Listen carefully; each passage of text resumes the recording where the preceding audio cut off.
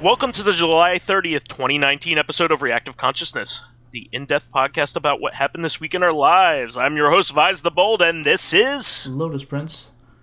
And Dracologist. Welcome back. The friendly neighborhood Dracologist, as far as I remember. I do not drink wine. I don't drink Spider-Man. I mean... Yeah, I was like, quite the disparity. I'm thinking that might be full moon because everything goes bad when it's full moon. So, how you all doing? We're doing good. We're doing good. Yeah. So, we have a bunch of topics to talk about, but the first one is probably the biggest one that affects most people. And, the Vasara collection, I know. Not quite. That would be the Bethesda stuff that's going on this week. So, I don't know what is up with this company, but they keep messing up quite a bit. They're a lot like EA lately. EA has like done nothing but screw up. The thing with Bethesda completely. though is it's not even lately. Like they've been screwing up since like Fallout 3 and maybe before. It's just that their fans are always able to fix their shit for them on PC. That make them lazy. This is where we should be singing the "Let's all laugh at the history industry that never learned anything." Because like the thing is, like Todd Howard after Fallout 76 said in an interview, like it's not about what the game is like at the beginning; it's about what it becomes. It's like, well, you should launch it when it's what it becomes. Like I understand that games evolve, but don't send us botched garbage in the beginning and promises that like we will not have wasted our $60 like later on. Yeah. So we'll get into this. People, I'm sure, will want to know what we're talking about.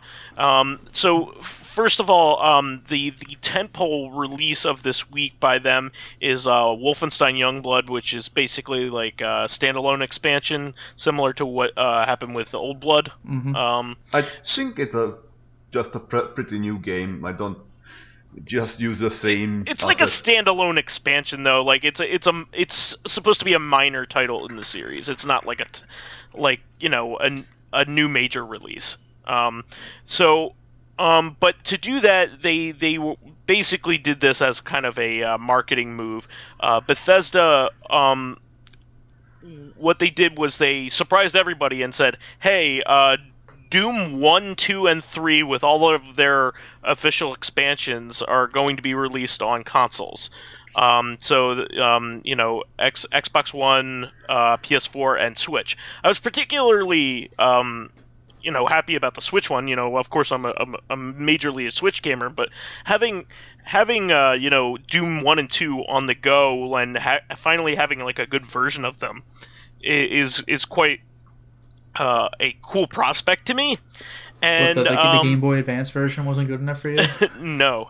But I might add that you could probably finagle a way to play the excellent port of Doom 1 on the Vita if you really wanted to. But anyway. Didn't know that was a thing. I heard that the excellent PlayStation port? You never heard of that? What, PlayStation? Oh, okay, the PlayStation version on the Vita. I thought you meant like a Vita release. No. What were you saying? I want to say that I've seen interesting things about the Switch release of Doom. That, pardon me, that one of them was someone recorded that is some unlicensed Unity. Something in the corner of the screen. Oh, we'll get to that. We'll get to that. So that's not even the tip of the iceberg. Let me get to it all. I have it all laid out in my head here. Just a smart bit I wanted to say. The other is that apparently they wanted to put GZ Doom on the sort of source program onto Switch. Really? Without licensing it? I don't know if it's licensed or not, but apparently they wanted to use it so they can run mods. Oh, jeez.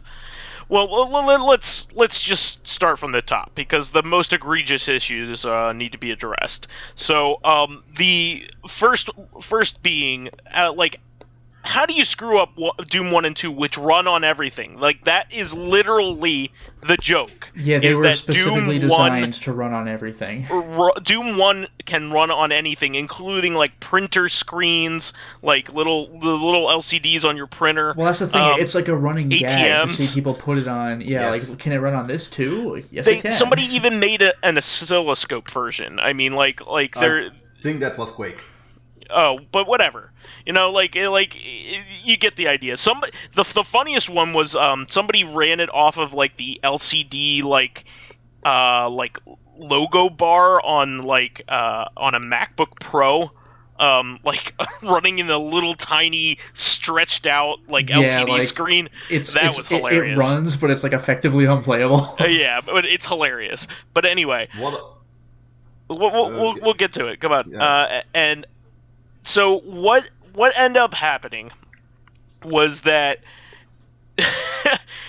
they first of all they have DRM. The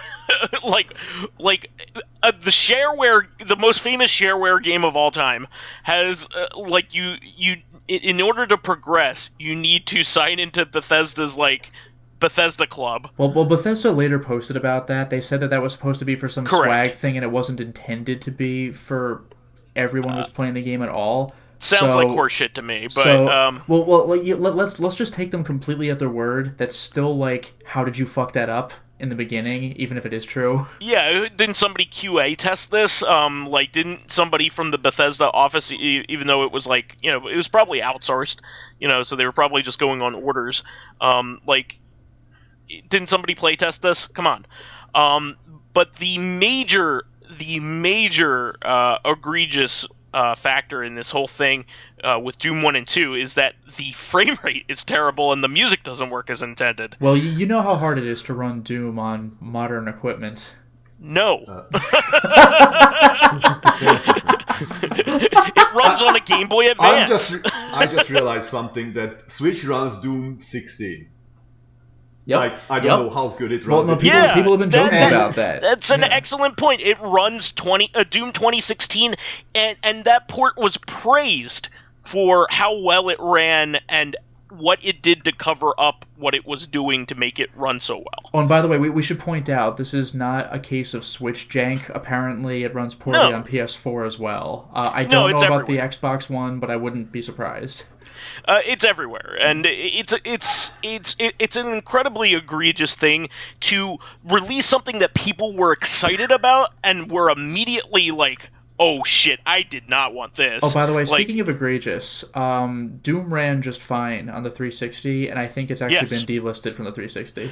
Okay, so there is an update on that. I was going to bring that up as well. So, the 360 ports of Doom 2 and 3 were actually very coveted.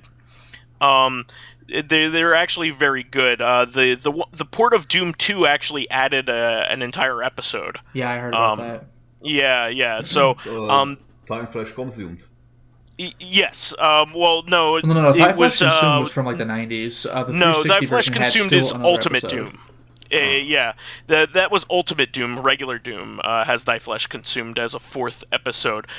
This is an extra. Doom 2 was not divided into episodes unless you count the structure of it. But it wasn't officially divided into episodes. But so you just have Hell on Earth, which is all of Doom 2. Yeah. And then they made an additional episode called No Rest for the Living. Yeah, that came with Doom 3 BFG edition, right? Correct. But I believe they added it to the 360 port as well. Okay, so it's more easily accessible on the 360 then. Because, on Doom 3 BFG, you get running Doom 2 is weird. You gotta change the controls and everything back and forth. It's a pain in the ass. Yeah, I wouldn't recommend it. You can extract the WAD from BFG edition and throw it into cheesy Doom. But anyway, those were cool and they ran well and you could play multiplayer. So oh yeah, multiplayer. so here's the thing. And the new ones do have multiplayer, which is cool, but not online. Yeah, I was gonna say they don't have online when Doom was extremely famous in its day for having deathmatch. Yeah. Well, even Wolfenstein 3D had it too, right? I think Wolfenstein. I don't know about that. Wolfenstein, don't think I did. That sort of first person, that engine that runs like Blackstone and. Oh my god, Blackstone, that takes you back. Oh yeah. I need to get that game. That didn't have multiplayer, I think. Yeah, I don't think Wolfenstein. Like, it was all about Doom and then Duke Nukem and Quake. Yeah. But anyway, going off of this, so what I heard was that the so the Xbox One is backwards compatible with those versions of Doom, and Doom 2. So if you had purchased it back in the day, you could play it on your Xbox One. So what it also came out was that if you had purchased it, you can never re-download them, which is terrible. Yeah, like even if sense. even if something is delisted, it shouldn't be scorched from the earth from the people that already bought it. Yeah. So what ended up happening was that apparently they fixed that part of it. So apparently that was a mistake by Microsoft or something. So now you can still re-download them if you own the license for those, or you did before. But you have to buy these new versions if you want to buy them now. Not terrible, but obnoxious. But the last bit is on top of all of this. Apparently, it's using, just as Dracologist said, using a trial version, is it, or a bootleg version? It's a bootleg version, right? Of Unity. Unregistered, I think the term is. Like, yeah. Online sense. Yeah. So it's one that they didn't license. Like the version they included is not licensed. Well, which you know ridiculous. How expensive this can be. Who would expect Bethesda to be able to afford the Unity engine? Oh Jesus! So this is all fucked up. They couldn't get the Skyrim dragons off the money pile. Yeah. Jeez. This is all fucked up. I mean, like Doom you gotta save it all for Elder Scrolls 6, which they showed a title for and nothing else. I mean, Doom ran on the SNES fine. It ran on the 32X acceptably. Yeah, I mean, the SNES was actually jankier than the 32X was. Yeah, the Jaguar. I mean, come on, all of these things. The 3DO. Come on. I was gonna say the 3DO. Yeah. So I mean, the PlayStation port was of particular note. Apparently, the PlayStation really port good. Was good, and even the GBA version had acceptable link cable multiplayer. Yeah. So I mean, this is so egregious. I mean, they fixed some of these things already. They said that you're not going to have to log into the Bethesda net or whatever. You're not going. They fixed never being able to download the game ever again stuff. Yeah, but, that probably wasn't Bethesda's fault. That's like the second one. The frame rate and the music need to be fixed. For this to be a viable release. How do you fuck up the frame rate 30 years later? It's a game that's technically in 2D. Yeah, that's the hilarious 3D part. Wasn't even really a thing. True 3D wasn't a thing until Quake. It's technically a very very clever 2D game. Yeah, I mean, the thing is, doesn't everybody have infinite height, which is why Doom's aiming is so weird. When you shoot from a mile above an enemy who's on the ground, it still hits him, and vice versa. If you're on the ground, you hit a guy way up you. No, that's auto aim. No, it's not. It's not auto aim. You will hit a guy who's above you, even if he's off screen. If he's in front of you. Correct. So everything. There's no height in there is Doom. Height. There is height. Someone who works with Doom gods, I can tell you, the entities have height. Well. Yeah, I don't know how it works then, but there's something that is a quirk of the programming where if they're in front of you, you will hit them. Yeah. Yeah. You could shoot ahead of you, and at any height, it will hit them. In 180 degrees. And none of the maps have overlapping structure because of that as well. So there's something going on with height in that. It's not entirely auto aim. But anyway, so cool. This was not cool, but it also overshadows, unfortunately, the fact that Doom 3 is apparently a great port. Apparently, Doom 3 is a phenomenal port, even on the Switch. And it includes both of the expansions. The original Resurrection of Hell, is that what it's called? Evil. Yeah, Resurrection of Evil's expansion. Evil. Oh yeah, and by the way, we're definitely height is a thing in Doom. I totally fucked that up. But yeah, Resurrection of Evil is Doom 3's expansion.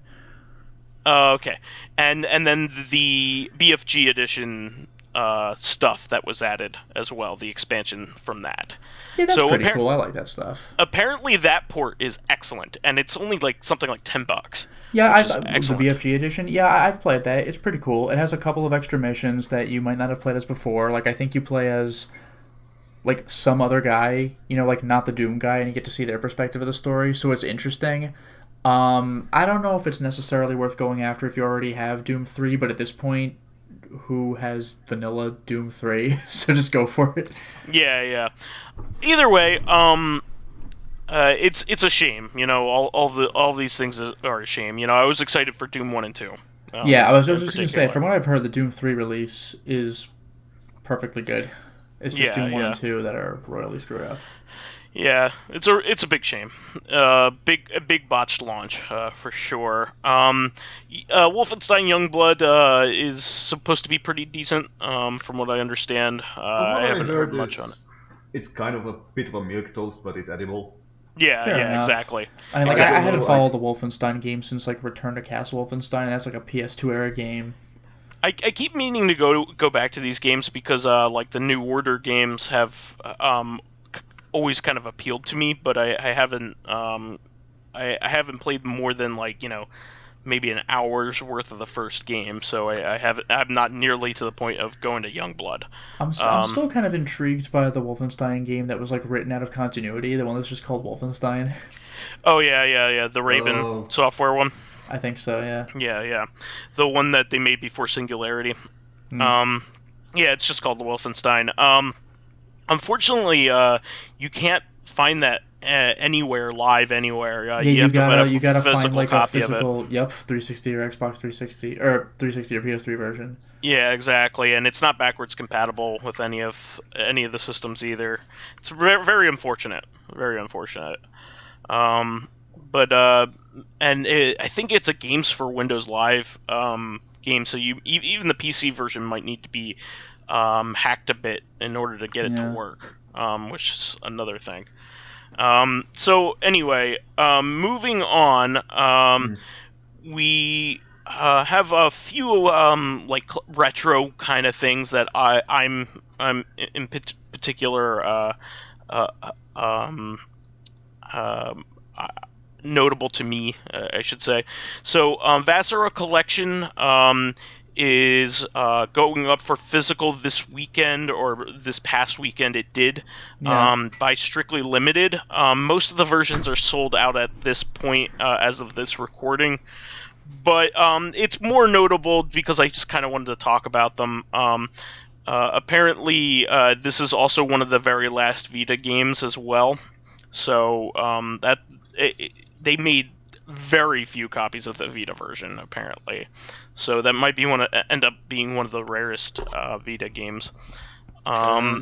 So anyway, Vasera 1 and 2 are shmups that were Japan only, that were arcade only. So a lot of the shmup community is very much looking forward to a release of this. I am not going to buy it physically because I've never played them, and I also don't know if they're any good. I'm not going to waste my time on something just because it's a shmup. But apparently, people are digging them. But whenever they release digitally, I'll definitely pick it up. So I tend to physically collect only things that are meaningful to me at this point. So I think that this is something that I will definitely try, but it's not. I'll probably end up getting it for Switch, but I won't get the physical, just because it's the strictly limited games are even worse than the limited run. If you ask me, they're just like they make so few copies of these things, and I can't keep up with that shit. I really can't. I only ever bought one thing from them, and that was the Return of the Ninja Saviors. So I look forward to that one coming out. Oh, wait, Ninja Saviors? Yeah, like you know that Ninja Warriors SNES game, like the new version. Yeah. I didn't realize that was them. I would pick that up if, but unfortunately, I'm sure it's sold out by now. Well, I think it's also available via some other retailers, like PlayAsia or something. Oh, okay. East Asia Soft. Yeah. No, I might have been PlayAsia. Well, that's their publishing arm. Oh, is it? Yes, that's what they're called. But moving on from that, there is another Toho project, Metroidvania, that was just announced, in addition to Luna Nights, which people seem to be liking. Again, this is one of those Toho games that is, not part of the official releases, but it looks pretty fun. It's called Gensokyo Night Festival. That was not too bad, and it looks pretty flashy. I definitely recommend fans of Metroidvanias and fans of Toho Project to take a look at it. It's very smooth looking. I'm looking at a couple GIFs right now, and it looks pretty amazing. Looks very fluid and has a lot of animation to everything. So it looks pretty neat. So I definitely will be playing that. It has an early access release on Steam sometime this summer. So that's pretty cool. Let's see here. Moving on from there. Oh, this was a surprise. I actually kind of missed this last week. I didn't even know this existed. So I of course pre-ordered it right away. There is a vinyl release of TMNT Turtles in Time for vinyl. Oh, yeah. I'm curious, because I knew about this, but is it arcade, SNES, or both? That is a good question. I would imagine that it's the arcade. Let me see here. It specifically says Turtles for Turtles in Time in all the advertisements, so probably SNES. Okay. Because the arcade version is just called Turtles, Teenage Mutant Ninja Turtles in Time. Oh, that's true, because what's Turtles 3, right? Like that was an NES game, whereas what we know as Turtles 2 and 4 were arcade games. So I guess they would have been like 1 and 2 in the arcades. Yeah, correct. This is. I'm sorry. Just wanted to say that makes me think that the entire game is on the vinyl. Yeah, I absolutely love this soundtrack. If anybody asked me probably what my favorite SNES soundtrack, it's this one. That is a damn good one. The arcade one is of higher quality, but the SNES is way more iconic, and there's that like that sound I might of the like boss the fight. SNES one just more for what I listened to when I was a kid, you know what I mean? Well, exactly. It's one of those things like Streets of Rage 1, the Sega CD sound effects are objectively like higher quality, but I grew up with the Genesis one. I just kind of like the Genesis one. Oh, the Genesis one, the Hyperstone Heist versions? No, Streets of Rage. I was talking about like when you kill the bad guys that they sound more like actual voices in the Sega CD version, but I grew up with the Genesis version, so I'm just more used to those. Yeah, so although the Sega Genesis Turtles, though, Hyperstone Heist, that was kind of like a knockoff Turtles in Time, so it's kind of interesting to hear a Genesis interpretation of some of those tracks. Yeah, so let me see here. They're also including like some cool omake stuff at the end. Like they're gonna have like some of the sound effects like cowabunga. You know them. my toe. Yeah, exactly. Yeah, everything in this says SNES, so okay. There's no mention of the arcade version. So I'm very excited about this. There are 2 versions of it. Unfortunately, the limited is sold out, but there was one that had a picture of a pixelated pizza, Yeah, like in the vinyl when you take it out, which is pretty cool. And it says pizza in like pixelated words. Which is awesome. That's what the cover is, and this is officially licensed. This is with Konami and Nickelodeon's blessing. So this is an IM 8-bit release, which they release some of the best vinyls. And I collect the Konami releases, and this is like high on my list of wants. So I'm really, you know what they need to do? Really glad. You know what they need to do? They need to do a vinyl of Ninja Turtles 2, like the NES game, and have it come with a Pizza Hut coupon. Oh, that would be so cool. Or make the vinyl look like a pizza. Well, they did. Sure, do that too, but like, give me that Pizza Hut coupon. But I'm excited. Unfortunately, I think that they may have had plans at some point to release the original arcade game, but there was a bootleg that got released of it, but that a lot of vinyl people bought. I did not buy it because I don't support bootlegs of this kind. This I don't agree with in any shape or form. You should, I get it for stuff that isn't available or will never be available, but for this kind of stuff, this is truly special. So, I support the real deal stuff. So it's a shame that one doesn't exist. But this is high on my list of wants of vinyl soundtracks. I can't think of too many other games that I want more than this. It's very high up there. My highest want at this point, now that this one is coming out, is Castlevania Bloodlines, because that has one of the best soundtracks in the entire series. I love that soundtrack. It's really, really good, and it's one of the very few Castlevania games that they don't have one out for from that era, or at least the major ones. So I'm very excited for that when that comes out. Let me see what else we have going on. Oh, I just wanted to quickly mention that Fire Emblem 3 Houses released for Switch last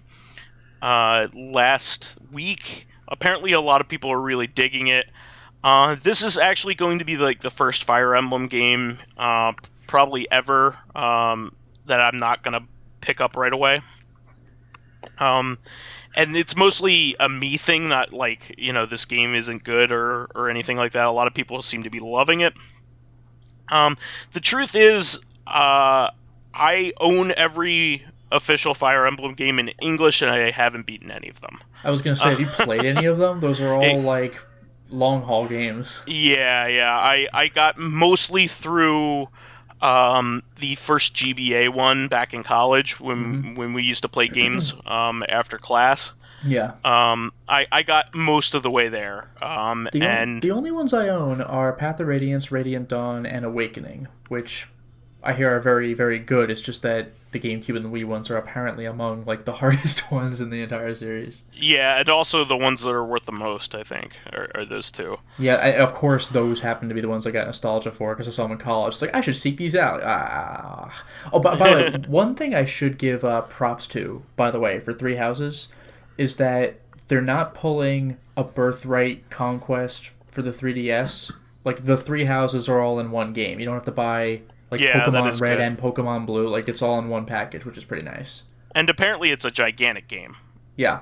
Like all three campaigns will take you a really long time. Yeah. So, I don't. Like I said, I have nothing against this game. I think it's going to be a perfectly good game and well regarded in terms of the series. It's just that I'm so freaking far behind that I don't think I'll ever catch up.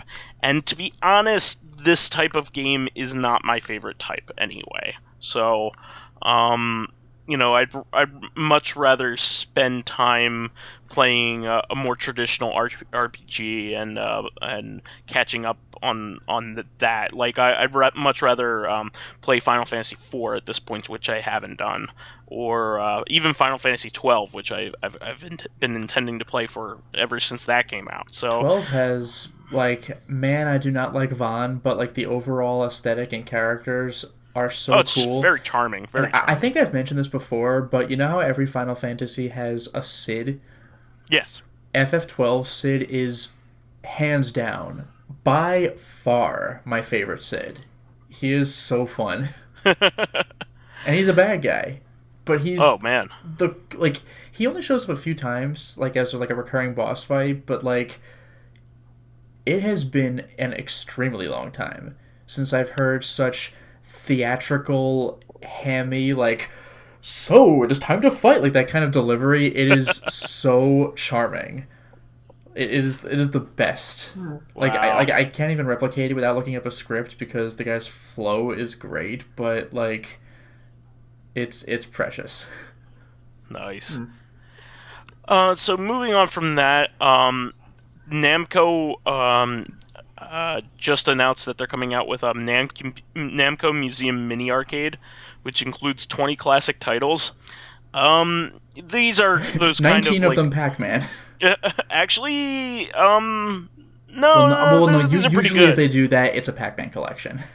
No, these are pretty varied. The titles are pretty notable on this, and this is for basically one of those mini systems that you put on your desk, like a 4.25 inch screen, that kind of thing. They've been selling those kinds of things in Target lately, and other retail stores like that. But I just wanted to quickly go over the list of games. It's actually pretty interesting. So I'm guessing that most of these games are not the arcade versions, because some of these don't exist in arcade versions, which it doesn't specify, which is kind of funny. So Battle City, which I don't know much about, the original Dig Dug 2. Oh, nice. I know that everybody loves Dig Dug 1, but I have Dig a lot Dug of... 2 gets no love. Yeah, really I love Dig Dug 2, though. Yeah, I think it's so really cool. Good. And I played that one first, which is probably why I like it so much. And when I saw Dig Dug 1, I was like, that's okay. I love Dig Dug 2. Yeah, Dig Dug 2 is a good one. That was famous for, in the United States, I think only Dig Dug 2 got a release on the NES at the time. Okay. The original Dig Dug never made it over. Let's see here, and that's unusual because Dig Dug is like one of the Dig Dug is a big deal. Old legends, old legend games. Dragon Spirit, which is an excellent shmup. Galaga and Galaxian, nothing earth-shattering there, but they're both great, of course. The original Mappy, which is always fun. Pac Panic, which is the Pac-Man puzzle game, not very good. Pac-Man, the original. But this is where it gets interesting. Pac-Man is it the Atari 5200 version of the original? No. Okay. Thankfully. Pac-Man 2 The New Adventures, which is either an SNES or Genesis game. Oh, that was that point and click where you don't tell Pac-Man what to do, you attempt to convince him of what to do. Which is also very unusual to have it on a mini arcade system. It's very odd. That is bizarre. That's one of those games where you can get it down to a science. I need his mood to be this in order for this to happen. But if you're playing blind, you are not figuring this shit out without a lot of effort. It's a bizarre game. I played it back in the day. What? Is this a prequel to Eat?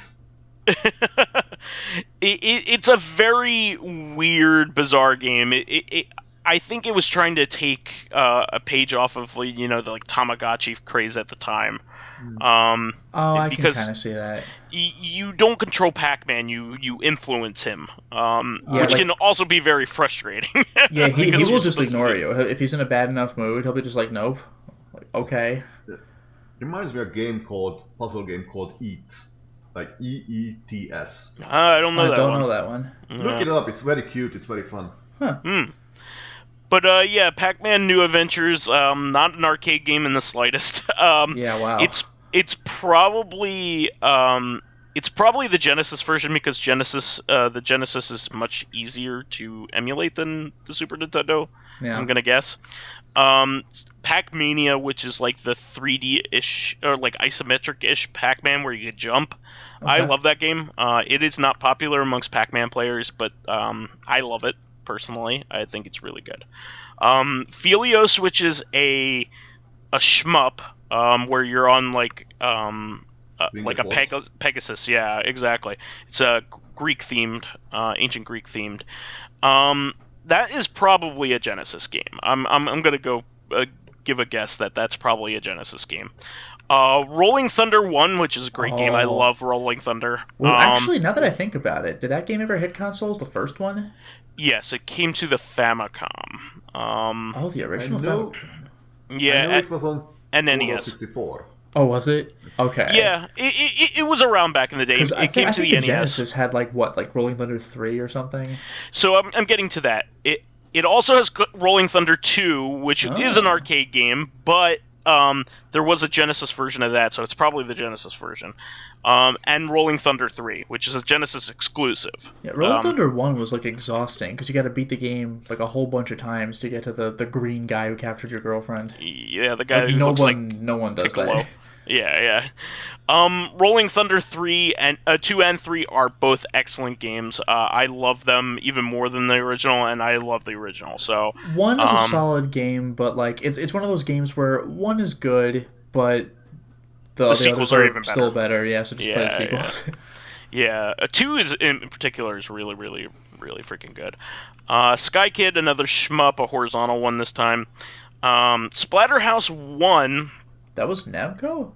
I guess Yes. it was. Yes. Wow. In fact, it was on the Namco Museum release for the Switch. Okay. What was its the first arcade console version of release? that. With the TurboGrafx? Yes, and the TurboGrafx was famous for that release in particular, but the arcade version's even better if you ask me.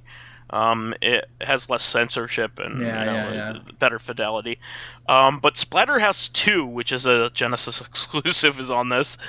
And Tower of Druaga. Weren't 2 and 3 Genesis exclusives? Yes. And 3 was very different.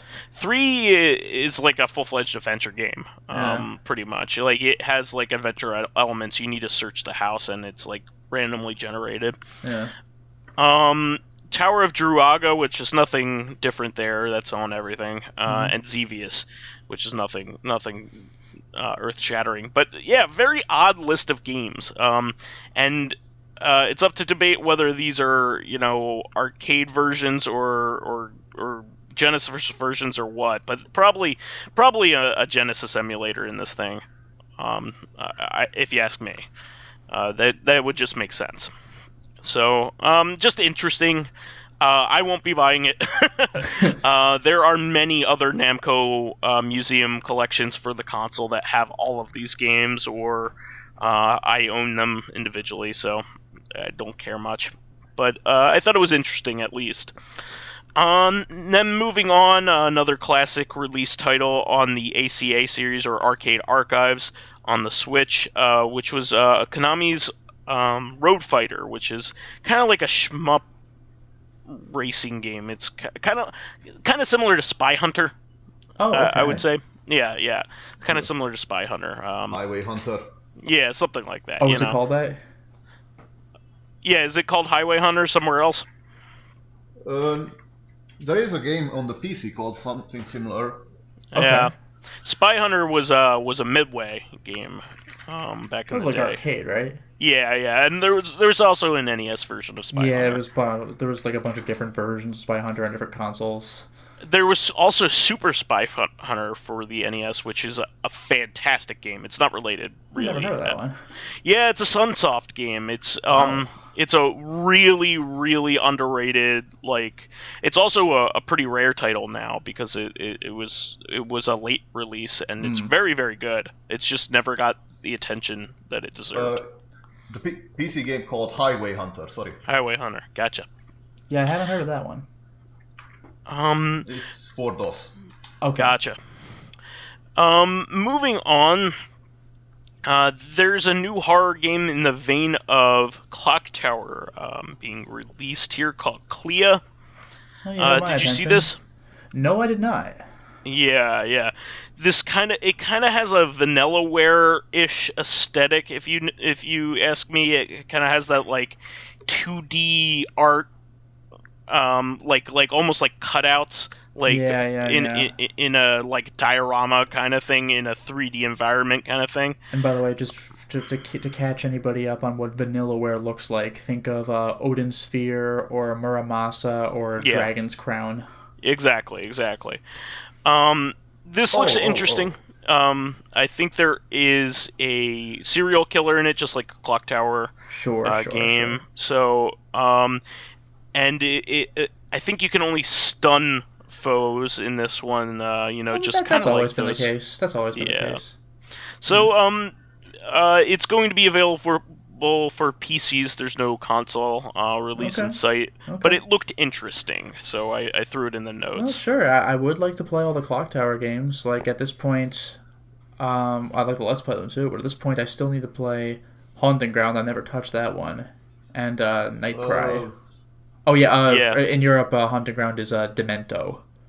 Demento? Like it's Dr. called Demento. I know, like Dr. Demento, but on the PS2. Haunting Ground is a little bit like Rule of Rose with that it has a doggo. Yeah, I've heard about that. Yeah, like you and your faithful dog companion.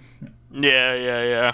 I've actually always wanted to play Haunting Ground. That one looks like to be very good. The game that did it, that was like, we're making a new, like the developers of, what is it called? Clock Towers are making a new game, and it kind of bummed. Yeah, it was Nightcry, like, right? Nightcry had like. It didn't have like an overly hyped release unless you were like following them. Nightcry is available now on like Steam and of all platforms in the world, the Vita. But like apparently the game's okay. Yeah. But at the same time though, what did you expect? Like every Clock Tower game is okay. Yeah, even exactly. the PS1 Clock Tower 1, Japanese Clock Tower 2, that's as good as those Clock Tower games get in 3D. It's okay. The best Clock Tower game was the Super Famicom one. Yeah. And even then, it's not for everybody. Yeah, they're interesting at best. Clock Tower 1 for Super Famicom cool. is pretty great if you're in the mood. The PS1 game is okay. The second PS1 game blows. The Capcom game, Clock Tower 3... Not very good. It plays better than all the others. It doesn't feel quite like a Clock Tower game. Nah. But like it's okay. Again, it's okay. It's okay. Yeah. Nightcry, I've only played the alpha, so I can't really comment. Like the frame rate was garbage, but like what do you want? That's it's to be the expected. Alpha. Yeah. I mean, those games are like academic. You watch somebody stream them, a la Lotus Prince, and then you have fun doing that, but you don't need to play them. Yeah, sure. It's like Kingsfield. You don't want to play Kingsfield. I do. Moving on from there, this was a really interesting release on Switch, which is Picross, Lord of Nazarick, which is pretty cool. I love Picross. Essentially, these are kind of like it's a similar type of it's a pen and paper puzzle, kind of like like a crossword puzzle or Sudoku, but it it's involves probably more like Sudoku, honestly. It involves making a picture out of coloring in blocks based off of logic. And process of elimination. Using numbers and on a paper matrix, you're using numbers to locate where to put dots. Yeah, exactly. like this row will say there are 4 blocks you need to color in all next to each other, and the column will say there's one block and a set of 2 blocks. Like where are they? Figure it out. It's you can make interesting pictures that way. I was a huge fan of the original DS Picross 3D game, and I also liked Mario's Picross back on the Game Boy back in the day.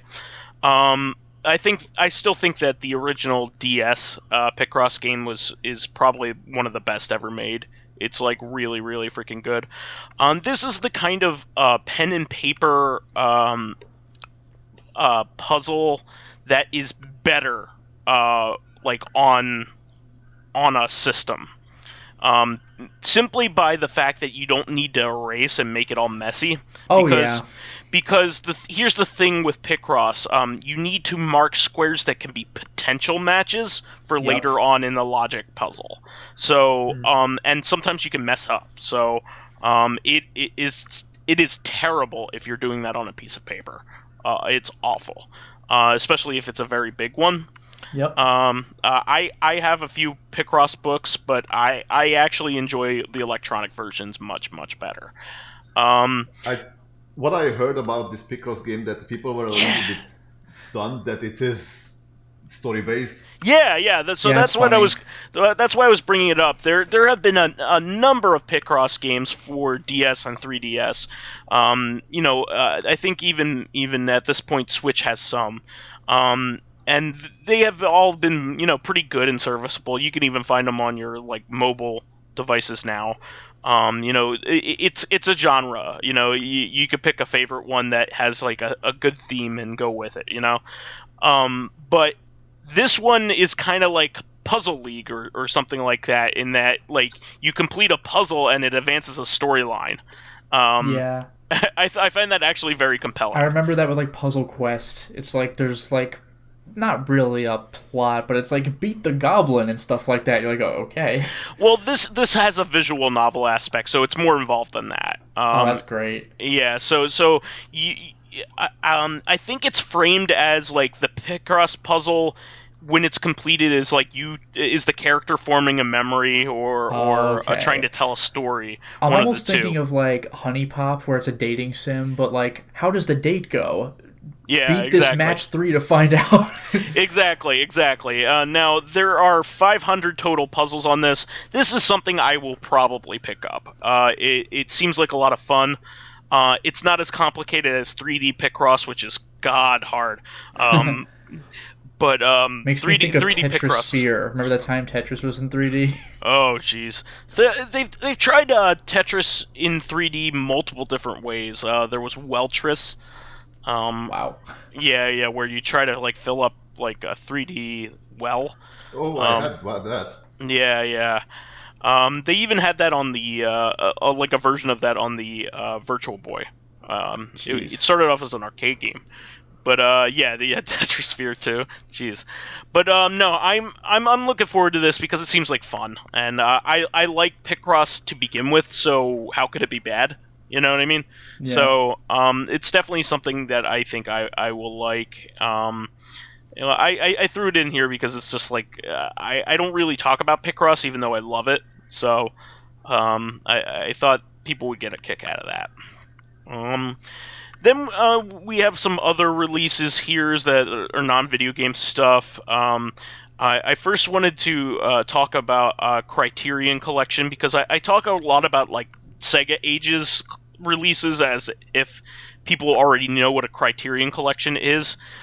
These are the people that put together the most painstakingly restored versions of movies that you could ever see. Lotus and I actually watched Stalker like this. The Criterion Collection of that. They bring over a lot of stuff that either is very rare to begin with in the United States or never had a restored version. We had a version of it and it was edited very heavily, or they just release a version that is just extremely painstakingly researched with extra materials, extra interviews and analyses and commentaries, that kind of thing. So they were hyping up their they label all of their spines with numbers, kind of like Limited Run Games does. They probably took that idea from them. Criterion actually started doing releases on Laserdisc. Just to give you an idea, this company's been around for a long time, and they've been doing great work ever since then. I can't believe the Encyclopedia Britannica ripped off of the Criterion Collection. What numbers on the sides? we'll just A, just the letters the A, B, X through Z. Yep. So, but yeah, the Criterion Collection was hyping their 1000 spine release. Wow. So, Nice. listen to this. Nobody expected this. they are releasing every single Showa era Godzilla movie in a collection. Yeah, that is quite the milestone release. So just to give people an idea, Godzilla movies are separated into eras, depending on who was manning the films at the time, and who was also the emperor of Japan at the time, I think. So this would be, I think, how many movies is this? Is it 15 movies, something like that? So anyway, this comes with the original Godzilla, which is a landmark release. I would actually call it historically significant in a lot of ways. And in terms of art, it's like very historically significant in terms of Japan dealing with the trauma of. I was going to say, even outside bombings. of the context of art, it is like a fantastical representation of like post World War II. Yeah, or really. Maybe even the very end of World War II. Yeah, exactly. So, this is so 15 movies. Godzilla Rides Again, which is the second movie. This is the first movie that has like a versus element. It's him fighting another giant creature. The original Godzilla is just him fighting humanity. Wow, so you might say that the Matthew Broderick Godzilla was an homage to this classic piece of art. Don't mention art. Don't mention art and a beautiful piece of cinema. Gojira as the same thing. But I still like the design better. Yeah. But anyway, so the original Godzilla release is pretty cool. Criterion's already made a release of this, but what was cool about their release is that they released both the American and Japanese versions. The American release of the original movie was heavily edited to have a like Western subplot to make it seem like it wasn't completely foreign. Like it was more displayed as like the stuff that was happening in Japan was more displayed as kind of like news footage in like the Americanized version. But what's cool about this is some people, that's the version they grew up with. So that's important too. So they included both the Americanized and Japanese versions. Well, for everybody, that's the version, like, if they saw it, they grew up with. How many people had access to, like, the Japanese Godzilla back in the day? Yeah, precisely. So, there's Godzilla Rides Again, and then the third movie, which is significant, King Kong vs. Godzilla, which is awesome.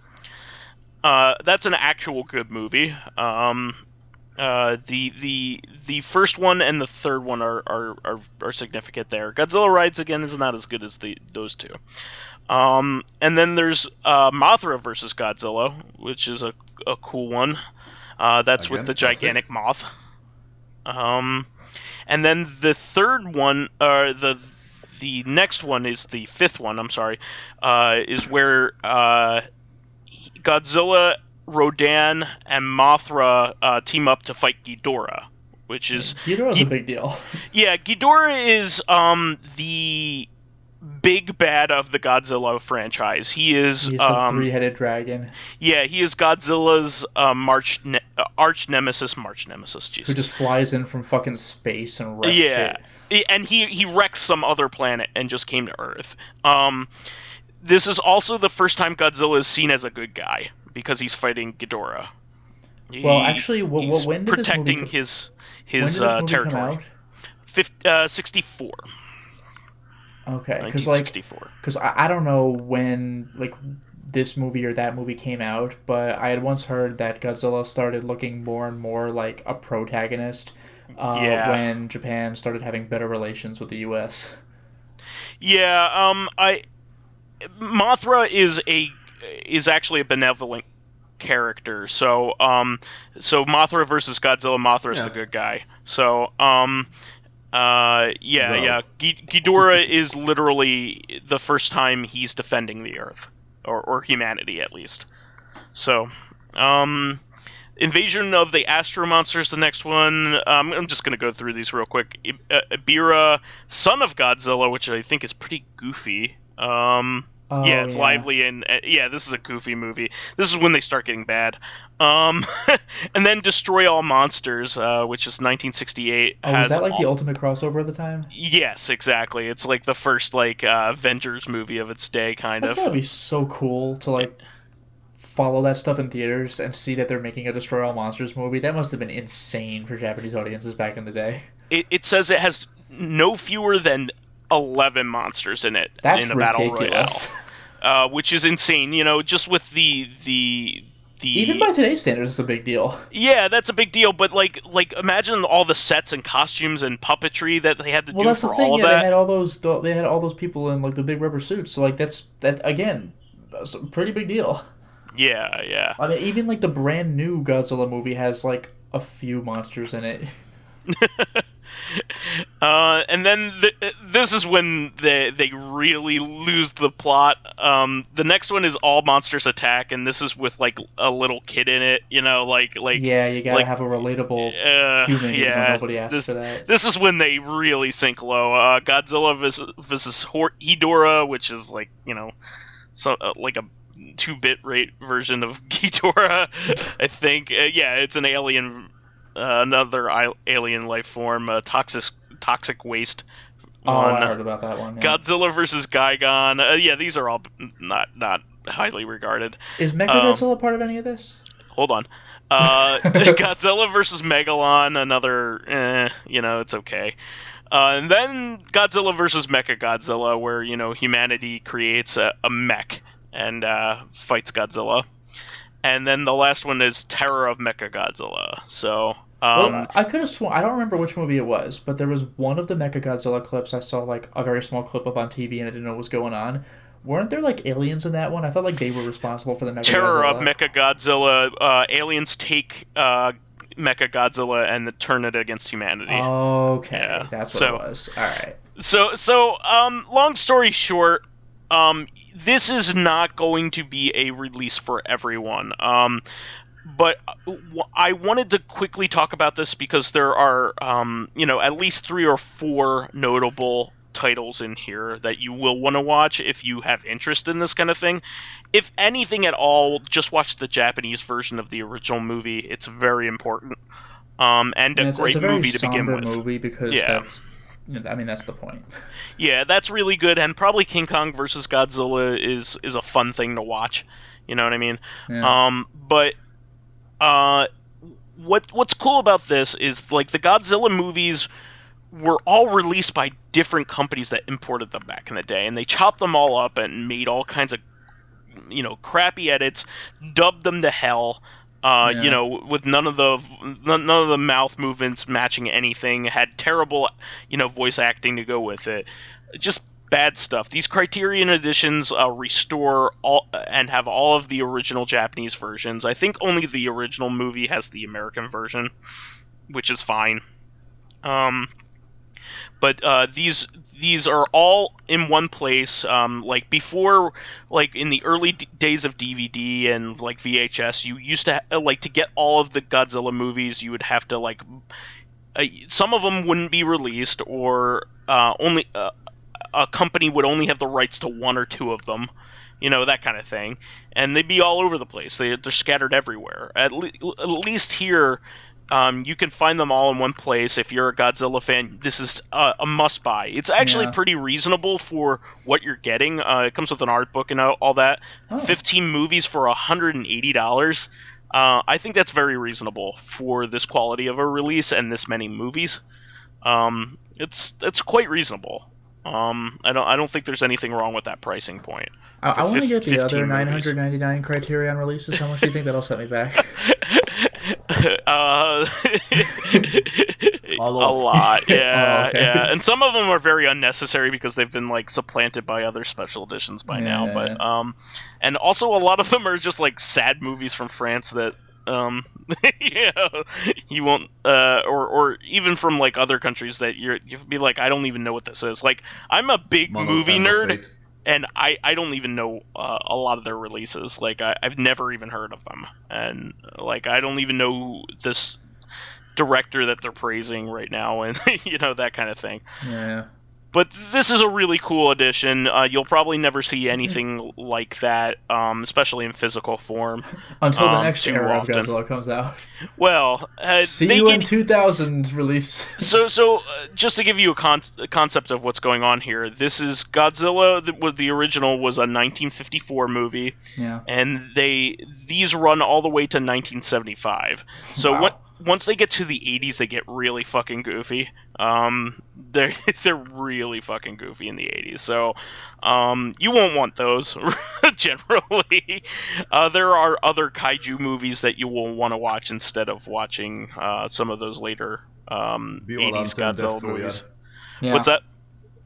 Violent and Destroyer. Yeah. Or even like Gamera. I like Gamera. Yeah, personally. well, I mean, you showed us one of those 3 Gamera like reboot movies. That was pretty rad. Yeah, all 3 of those movies are really good. We didn't get through it because we were busy. We had something else going on, but it was fun while we were watching it, for sure. So moving on from that, we have a couple other things. We also have. I just quickly wanted to touch on this. Once Upon a Time in Hollywood came out with a nice reference to Once Upon a Time in the Old West there. And Once Upon a Time in Mexico, the Sergio Leone movies. This is Quentin Tarantino's 9th movie, I think, and it was excellent. I definitely recommend people who don't normally like Quentin Tarantino movies to watch this one. It is not overly like French New Wavy, if you didn't like Pulp Fiction, that kind of thing. Mm-hmm. It's very straightforward. It's definitely mostly a comedy. You will be laughing most of the time. And the ending is one of the best endings I've seen in a while. Really? Yeah, like it's on the level of his ending for Inglourious Bastards, I would say. Oh, that was an ending. Yeah. So, like same level of like, oh my god, like the entire audience was dying like when it happened. So Right. it's worth it. So I definitely watch that. And Lotus, you wanted to say a quick bit here? Yeah, real quick. Jojo Part 5, Golden Wind, finally concluded the anime. So I'm quite excited about this one because JoJo releases weekly, and then, who knows how long it is between seasons, but when it releases weekly. The thing is, though, they went up to episode 37, and then they waited, 2 or 3 weeks. There was just, this surprising pause between episodes, and then they released the last 2 episodes, 38 and 39, at the same time as a sort of almost hour-long special. Probably because those episodes pretty much do their own thing. It's almost like a separate chapter. It's just that the first few minutes of the first of the 2 episodes involves concluding the fight with the boss of the series, and then it goes off and does another message, which is, I thought it was a solid ending. The only thing I'll say about Part 5 is that I don't know how many people follow JoJo, but Right. the bad guy in Part 2 had a really... Oh, Cars. Cars. Do you remember Yeah. how he was defeated? Yeah, they shot him into space out of a volcano. Yeah, that was pretty rad. Do you remember what came of that? He just shot out into space, and then he was frozen in space. Yeah, because remember, he had pretty much become the ultimate life form, so he Yeah. was effectively immortal. So he's in space, and he's like, oh, fuck. But he's immortal in space. What are you gonna do? Yeah, there's no friction. He can't go back. He's just drifting off. And it's like, And so, then the narrator comes in, and he's just he just kept floating by for years. Eventually, he stopped thinking entirely. So he's basically, a vegetable in space. Yeah. And I was like, that fucking sucks. And he's a dick, too, so he deserves it. Well, Yeah. get into that. All I'm going to say, because I'm not going to tell you what happens, all I'm going to say is that the villain of Part 5 has it way worse. Oh, Like worse than that. His fate is atrocious. Like it is. Like honestly, I don't think it's deserved. The guy's a dick, but like, for God's sake. They never revisit Cars either. Like they never bring No, him back, do they? Right? No, sadly, no. Was The it? Pillar Man was never revisited. Sadly, What was it? the Pillar Man. Yeah, not really. The only thing they do that's not even really Cars himself, but like a wink, is that like part 7 has a simultaneous reference to part 3 and part 2, where it's not even the main bad guy, just one of the bad guys they're fighting. He has a stand called 21st Century Boy, where it's mostly useless for battle. Like the guy has to get on all fours like he's ready to run a marathon, and the stand activates and he becomes 100% invincible, like utterly indestructible, but he can't move. So it's like purely defense. But then he got knocked into a river and got caught on something, so he's just trapped at the bottom of the river. So that's kind of like That sucks too. that's kind of like Anubis from part 3. And he's like, not a problem. 21st Century Boy. I could survive even underwater with this thing. No problem. All I have to do is wait for someone to realize I'm here and save me. And it doesn't happen. So, like, eventually the narration kicks in and it's like, eventually he stopped thinking too. It's like, that fucking sucks. So, like, he's not drifting in space. He's just like, someone's got to come along sooner or later. And they just don't. It sucks. And, like, the thing is, unlike Cars, this guy could turn off his stand and just drown to death. But he's like, I ain't doing that, so he also becomes a vegetable. Fucking sucks. Oh, but you said that the guy from part 5 has it even worse than these Oh, two guys. it's bad. Oh man, I can't. I need to watch this. I need to watch this.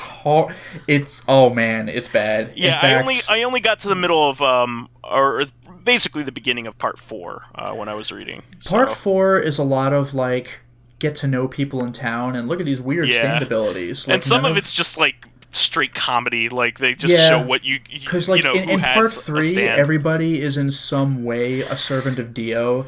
But in part 4, a lot of people, like, it's just people doing their own things. Nobody is a servant of the bad guy of the series. It just happens to be a bunch of douchebag stand users. But when you finally do meet Kira, man, shit gets real. Kira is no joke. He's possibly my favorite JoJo villain. But the part 5 villain, he's a dirtbag. Like, make no mistake. But, like, nobody deserves this. It fucking sucked. Yeah. Oh, and Dracologist, you wanted to quickly talk about an announcement here. Giving me this little rabbit tail time. Yes, so Netflix, HBO, apparently, I don't know which, is planning to create a series on Eisenhorn, a well-regarded novel series from the Warhammer 40k universe. It's said to be one of the sort of primer novels for the universe. These are very easily digestible. It is a series that starts off with very hopes and dreams in its eyes, and it gradually becomes it's a slow descent into from Puritan mentality to radical mentality. I can say this. Well, yeah, go ahead. Yes? No, I was just going to say, regarding Warhammer, there's been like a whole bunch of video games, and obviously it's like a figure game on the tabletop, but like, has there ever been any kind of TV or movie version of Warhammer before this? There were only mini-films and little fan-made series. Okay. There are a lot of audiobooks. Oh.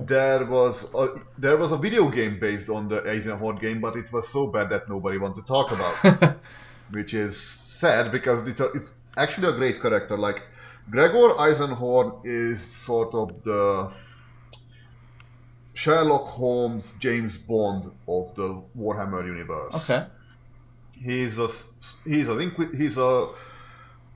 Inquisitor of the Ordo Xenos, the folk who basically looks after anything unwanted alien is, well, every alien is unwanted in 40k, so yeah. Looking for aliens and alien presence.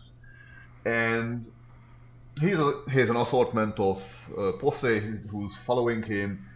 And what I heard, that the guy who directing the series is the one who made the X-Files, I think. Oh, wow. If I- Vince Gilligan? Which is, I think, and what I heard, like, this is not bad because, like, basically it's almost similar, just a little bit more darker. Like, this will be a little bit. These were the worries of one person that said that, like, Warhammer universe is very dark, and by today television, might be a bit difficult to depict. Oh, Chris Carter certain is the action. X-Files guy. I'm sorry. Yeah. Actually, Warhammer is where the term grimdark came from, isn't it? Yes. In a grim darkness of the future, there is only war. Oh, that's what it was, the grimdark. Okay. Because I remember, like, oh, that's so grimdark. It's like Yes, like we would say like, edgy today, but we said grimdark back when I was in college, and like apparently, yeah, that came from Warhammer the whole time. Grimdark and edgy is not the same, really. Like, grimdark is where everything goes bad. Okay. Edgy is just being like, I am so cool and dark.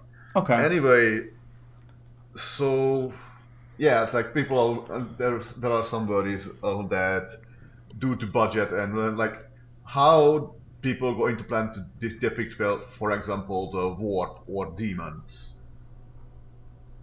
And like, will this be some sort of visual cop-out, or they actually do it right? Who knows? Anyway, I'm a little bit curious. If it will go well, it will go well. If not, we are already sharpening the knives and chainswords. So, Gotcha. All right. yeah, something to look forward to. Yeah, absolutely. Well, I think that will do it for this week. We want to please remind you to subscribe to the Corrective Consciousness YouTube and SoundCloud pages. While there, please give us likes, thumbs ups, and 5-star ratings on iTunes. It helps promote and spread awareness of the show, and any bit of encouragement helps keep the show going. You can also catch us on Thursdays on our sister podcast, Corrective Consciousness, the podcast where we explore the inanity of pop culture. Finally, you can friend me as vysethebold on Steam, PSN, Xbox Live, Twitter, Battle.net, and Switch. And you can follow me on my YouTube channel, Lotus Prince. You can hit me up on Twitter at Lotus Prince. And finally, if you're interested in seeing my videos early, getting in on exclusive live streams, selecting upcoming games for me to Let's Play, or getting involved in conversations between me and other patrons on Discord, then perhaps consider swinging by my Patreon account, which can be found on patreon.com/LotusPrince. And you can find me on Discord, on the Lair of the Crocoswell and Castle Stormen, on Skype and Steam.